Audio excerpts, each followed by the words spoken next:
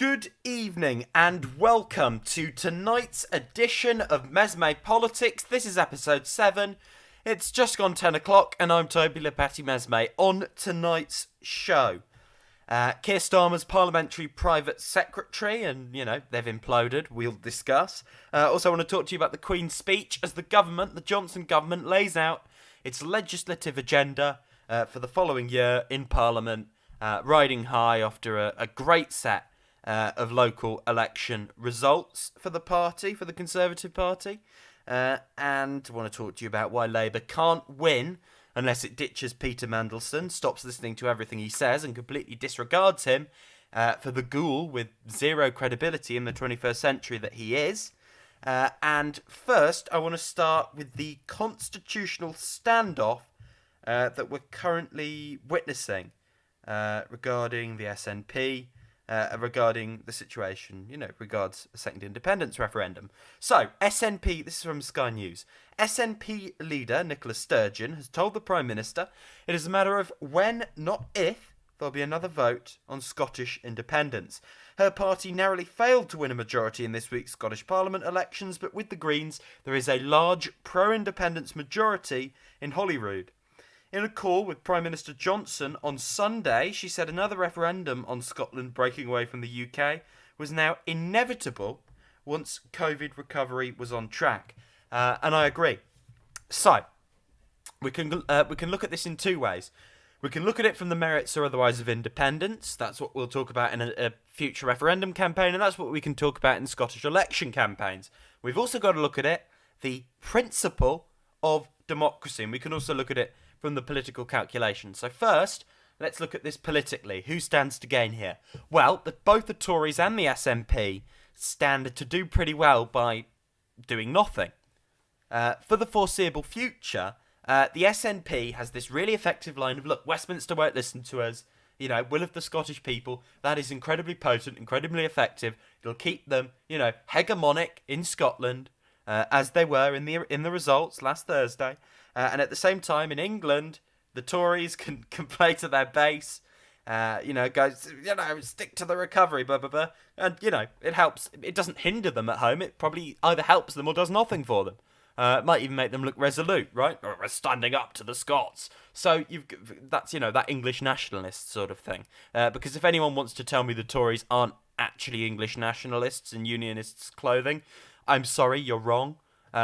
You're not looking at this, that they are clearly pitching as English nationalists. The merits or otherwise of a political strategy is questionable. Clearly it works, right? Morally, I don't know, but politically, clearly, they've sewn up the English nationalism. But so you've got that. So let's talk about it, right? It helps them both. A referendum is a headache for Boris Johnson, because he might lose. He might be the Prime Minister that presided over the demise of the Union. He'd obviously have to resign. Nicola Sturgeon equally might lose. If she wins, she's got the headache of actually designing an independent state. So, and that's a whole lot less popular than the idea of it, right? So, the merits or otherwise of Scottish independence. I take the position I'm supportive of Scottish independence. I'm very sympathetic to the cause. I know good comrades who are as well. But obviously it is the people's sovereign here are the Scottish public.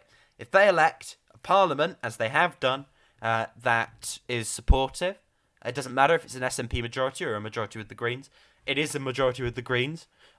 If they elect a parliament to Holyrood who support a referendum should be granted by the British government. It's a basic democratic right, but alongside that, I am sympathetic to the cause, because it will delve a master blow to the English establishment, the British establishment at Westminster. They don't want it, therefore I want it. Much like Brexit, it'll scare the pants off them. Although possibly more so, because it begins the crumble of this sort of disastrous constitutional centralised settlement we're stuck with. Whereas Brexit, in many ways, has allowed the Tory party to consolidate itself as the one party of England and actually, centralise even further. So we've got that. We've also got the fact, I think there's huge potential for Scotland as an independent country. I think it's wholly doable. I think it's very patronising when people say it isn't. If they do it properly, they can create an independent progressive country. Problem is, of course, the SNP The view they have is we'll sell our souls to the European central banking system. We'll give in to sterlingization, and generally looking at the strategy, it could lead to austerity, because they're going to have no economic freedom, right? They're going to be leveraged out to the IMF, foreign policy leveraged out to NATO, economic policy leveraged out to the EU, trade policy leveraged out to the EU. The vision the SNP have is of essentially what Ireland is, right? Low tax, sort of neoliberal, but socially progressive on the surface, with patriotism to stitch it all together. Obviously not supportive of that. However, their civic nationalism is much less ugly than the Tories' nationalism. The SNP have found a way to do progressive nationalism, which, is quite surprising. But they're doing it, right? That's what they're doing, better or worse. Whether you think it's toxic or not. Obviously, I'm not sympathetic to nationalism, but the brand of nationalism they have is clearly not regressive in the way the Tories' brand of nationalism is. But also, I think, let them vote Indy, right? I think that's going to happen, but let them have the referendum either way. And I think the left can fight on that terrain afterwards. The SNP will lose their shine once they leave the UK, and then progressive forces can battle it out with the regressives, if you like. The progressives and regressives can battle it out for the future of Scotland, and nothing will be off the table. And down here in England, the settlement will be shaken up, and there'll be big demands for English devolution and things like the Preston model. It's in all our interests, comrades in England and Scotland, to get that vote through, but that doesn't mean support for the SNP. That's my position. Now, on to our next story. Why does Labour need to ditch Peter Mandelson? So this is from The Guardian. Labour can win under Keir Starmer's leadership if the party makes major changes to curb the influence of internal factions, Peter Mandelson says. He says his comments about trade unions touched a nerve, and that he was not attacking trade unions and their links to Labour, but, quote, the power of hard-left factions that abuse it. Saying a different party culture and rule book needs to protect Labour politicians from party factionalism, so that they can face the country and not just the membership. The members themselves need protection from bullying, and the candidates they select to fight future key seats need better to reflect our communities rather than the choices of union barons. He says also, we need to ensure we have a manifesto that wins voters over and does not just make the faithful feel virtuous. There's a lot wrong with all of this. First of all, the only good thing about Labour in 2019 in terms of public appeal was the manifesto. Those policies were popular. The leader wasn't popular at that point. The image of the party wasn't popular at that point. The Brexit policy wasn't popular at that point. The domestic economic policies were just about the only thing that kept Labour above water in 2019. So first off the bat, you're stupid for that, right? Second of all, latest thing he said, I do pray for the day, this is Peter Mandelson direct quote, I do pray for the day when we stop receiving lectures on winning elections from the architects of our 2019 annihilation and their Unite backers. First of all, Paul, how did the Brexit referendum go for you? That was supposed to be a shoo-in. Paul, how did the People's Vote campaign go for you? That was supposed to be a shoo-in. Paul, how did the 2010 general election, where Labour garnered 28% as opposed to Corbyn's 40% in 2017 and 32% in 2019 go for you? Clown. Absolute clown. Do not go to Peter Mandelson about winning. It's like going to a dinosaur for advice about being alive. Maybe a dinosaur could have taught you how to live millions of years ago. They don't have any info on how to live now because guess what? They're all extinct. Do not listen to Peter Mandelson. He's driving Labour off a cliff. If Keir Starmer listens to him, they will lose seats at the next election. They'll be on 150 seats. The Tories will have a 90... if Peter Mandelson keeps advising Labour, what's going to happen? Labour won't get a 1997 level majority. Do you know who will? Boris Johnson and the Conservative Party. And I'm steadfast on that. That is what will happen. Now, a group that brings together unions affiliated to the Labour Party has demanded party unity and vision and told the Labour leader to disavow comments by Peter Mandelson saying, hard left factions, trade unions, blah, blah, blah. They said they've caused considerable concern and anger in the trade union movement and that the path to unity does not lie through any moves to reduce the union link, and the path to winning the country cannot lie through the party distancing itself from the collective voice of millions of working people. Of course, absolutely behind that, and fuck Peter Mandelson. That has to be the position, right, at all times. Every day, all the time, fuck Peter Mandelson. On to the Queen's speech. Government setting out its agenda for the next year. What have we got? We've got a subsidy control bill. It's post-Brexit regulations on how the government can support private companies. That's now we've left the state aid regime. Obviously, the way the Tories will do it may not be positive. I don't know. There's a huge amount of potential here. We can have a proper industrial policy. We have left the state aid rules. That's a good thing. The Procurement Bill. Another interesting one. National Insurance Contributions Bill. We had a few other... another one. To search the UK agency to search for groundbreaking scientific discoveries. Again, I can't argue with that. If the state's going to pour funds into these things, that's good.